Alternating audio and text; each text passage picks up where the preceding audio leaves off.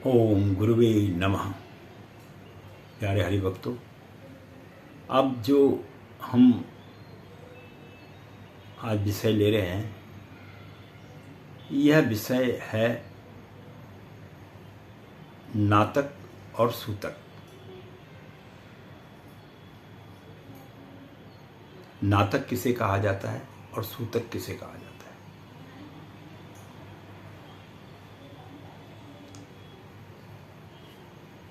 शास्त्रों के अनुसार दो विषय लिए गए हैं। एक विषय में नातक लिया गया, दूसरे विषय में सूतक लिया गया है। तो नातक हम उस दौरान या उस समय को कहते हैं जिस समय बच्चा घर में जन्म लेता है और उस समय को हम जो है नातक कहते हैं, और सूतक हम उस समय को कहते हैं जब घर के अंदर किसी बच्चे से लेके बुजुर्ग तक की मृत्यु हो जाती है तो उसे सूतक माना जाता है। तो शास्त्रों के अनुसार इसमें कुछ सावधानियां भी रखनी पड़ती हैं। जैसे किसी घर में अगर कोई बालक पैदा हो जाता है तो उस समय उस परिवार में जितने भी उसके रिश्तेदार यानी भाई बंधु चाचा चाचू को रिश्तेदारी में माना जाता है ज़्यादातर, उन सबको नातक हो जाता है। तो यह अधिकांश तो लोगों की धारणा यह है कि इसमें 11 दिन का परहेज किया जाता है। बच्चा होने पे, लड़का हो या लड़की कोई भी पैदा हो, 11 दिन का परहेज किया जाता है। और उस दौरान में आप मंदिर में दिया तो जला सकते हैं, लेकिन आप भगवान का स्नान आदि वगैरह, मूर्ति वगैरह को आप नहीं छू सकते।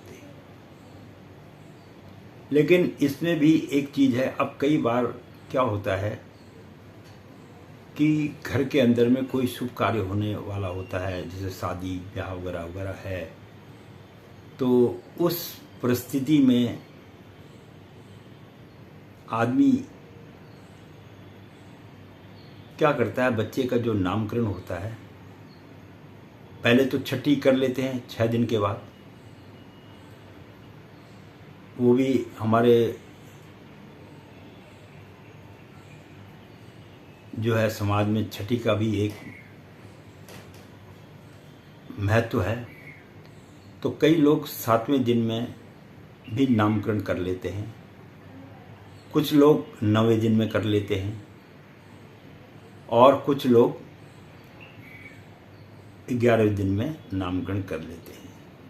अब नामकरण 11वें दिन में करने का मतलब यह है उसके आप लोगों के घर में उसके बाद जो है शुद्धिकरण हो जाता है, हवन वगैरह करके ब्राह्मण द्वारा जो है शुद्धिकरण कर लिया जाता है। अब जिस स्त्री, और इस दौरान में जब तक सूतक नातक रहता है तब तक वो किसी भी मंदिर वगैरह में उसका प्रवेश निषेध है। अब उसके बाद क्या है कि जिस स्त्री का बच्चा हुआ होता है उसे कम से कम 22 दिन तक किसी भी मंदिर वगैरह में जाने का अधिकार नहीं है। 22 दिन के बाद वो संपूर्ण रूप से शुद्धिकरण हो जाती है, फिर वह जा सकती है। तो ये तो बात रही नातक की। अब दूसरा विषय हमारा आता है सूतक का। जैसे घर में किसी की मृत्यु वगैरह हो जाती है तो उसमें जो है 10 दिन तक तो सूतक रहता ही है, और फिर 13वीं होने के बाद तो वो शुद्धिकरण हो जाता है। लेकिन इतने दिन मंदिर जाना निषेध है, नहीं जाना चाहिए। अब रह गया, कई लोग बोलते हैं कि दिया जलाना चाहिए या नहीं जलाना चाहिए। तो जिस समय कोई व्यक्ति जब चला जाता है तो उसके बाद तो घर में दिया जलता ही है, जहाँ पर उसका क्रियाक्रम करने वाला आदमी बैठता है वह दिया तो वहाँ जलता है, अखंड दिया ही जलता है। और उसमें क्या है कि आपको कई बार जो है लोगों के घर में शादी विवाह वगैरह वगैरह होता है तो वो कहते हैं जी चौथा कर लो, ऐसा भी कई लोग कर लेते हैं। खैर इसमें तो वैसे तो हमारे यहाँ 13वीं का ही ज़्यादा माना जाता है, पर इसमें जिसके घर में मृत्यु हो जाए उसे कम से कम 6 माह तक, यानी जब तक एक फसल ना कट जाए तब तक वह मंदिर नहीं जा सकता है। उस दौरान तक वह घर में कोई शुभ कार्य भी नहीं कर सकता है। अब किसी की शादी ठहर गई है, कुछ हो गया है तो उसकी तो एक अलग बात है, अकस्मात तो बात है, लेकिन आगे होने के बाद वह यह कार्य नहीं कर सकता है। तो ये मैंने जो आपको बात बताई ये नातक और सूतक की है। इसके विषय में भी कभी हम फिर विशेष चर्चा करेंगे, तो तब संपूर्ण रूप से ज्ञान होता है, क्योंकि ज्ञान इतना विशाल है कि इसको तो समझना जो है आम मनुष्य के बस की बात ही नहीं है। जब तक वो उसको समझ पाता तब तक तो बहुत देर हो जाती है। तो धीरे धीरे करके कुछ कुछ जो मेन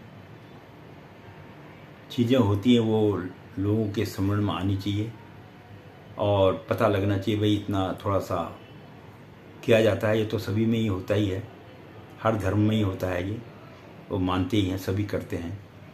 तो इसके साथ ही मैं अपनी वाणी को विराम दूंगा और पंडित गिरीश तिवारी को जो है आप लाइक कीजिए आगे की वीडियो देखने के लिए, तभी अच्छा लगेगा। इसी के साथ मैं अपनी वाणी को विश्राम देता हूँ। धन्यवाद।